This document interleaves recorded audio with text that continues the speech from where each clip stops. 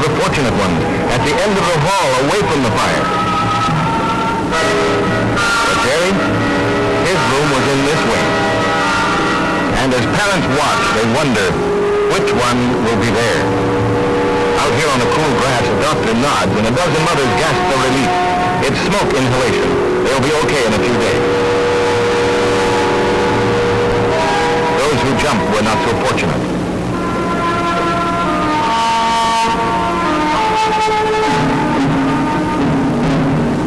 And the two in the hallway?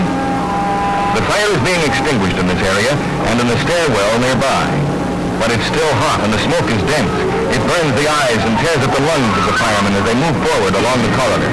As they advance, they keep an alert eye open for evidence of any victims, but are hoping that no one had been trapped in the unbearable heat and deadly gases that had filled this vault.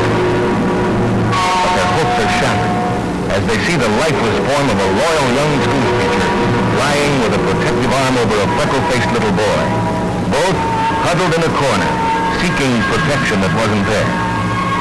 They are beyond a doctor's help.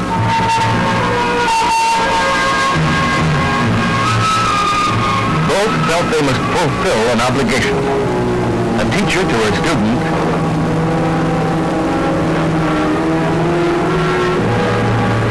a boy to his sister. Was it their obligation, or was it ours? What changed a beautiful, well-constructed building into a funeral pyre in a matter of minutes? The answer is inside. Fire started in a storage closet in the basement, behind a door that was not an approved fire-resistive door. The wooden door held just long enough to create an oxygen-starved fire that burst into full blossom when the door gave way. It had only one way to go. Smoke, fire, and their lethal gases boiled up that chimney-like stairway and traveled along the upper hallway with enough pressurized heat to force it through every opening in the ceiling, every crack in the wall. Once these dangerous gases enter a hallway, brass transoms and flimsy doors will not keep them away from your children. They must be held back by fire-resistive construction or a fire sprinkler system, long enough to allow fire companies to get the children out the windows or control the fire with hose lines. Within minutes, smoke like this was cramming the hallway and the classrooms. This searing wall of gases is what they speak of when they tell you he was mercifully suffocated before the fire reached him. Merciful? At 400 degrees? Perhaps so when compared to the flames themselves. It happened in just 10 minutes from the time Judy Adams first detected smoke in room 224. Tests show that it has happened in as little as 2 minutes. Under the threat of such deadly limitation of time, how can anyone presume or decide that even the most up-to-date and efficient school alarm system is effective if the teacher has to run to the first floor to reach it or get clearance from the proper authorities before using it? Should we citizens know that one extra stairway will empty a floor full of school children when other exits are blocked, that hallways and stairways are wide enough to handle hundreds of panicky youngsters?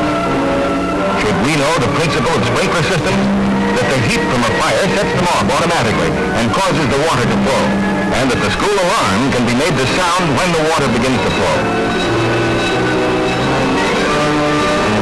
We know that only those sprinkler heads that are affected by the heat are actuated, thus preventing excessive water damage, or that water pressure affects their efficiency.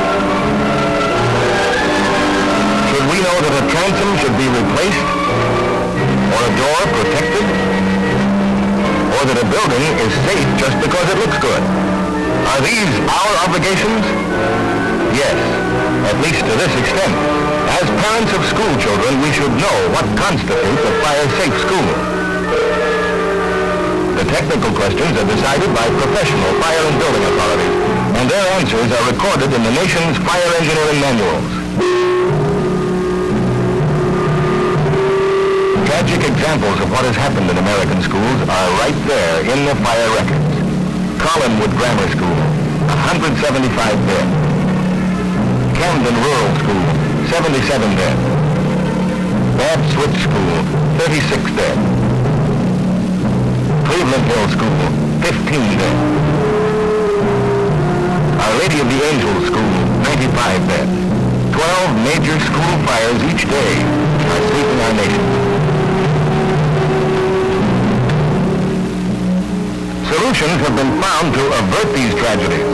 In the city of Los Angeles, more than 70 fire tests were conducted by the fire department in this abandoned school building, which was donated by the Board of Education.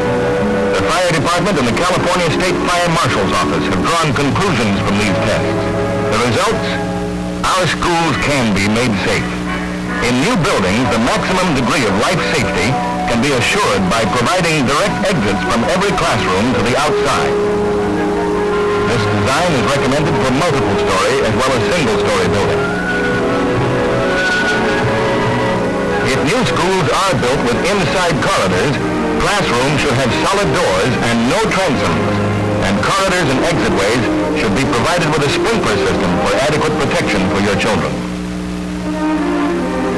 Existing school buildings can be made safer by installing direct exits from every classroom to the outside wherever practicable, or by installing a sprinkler system.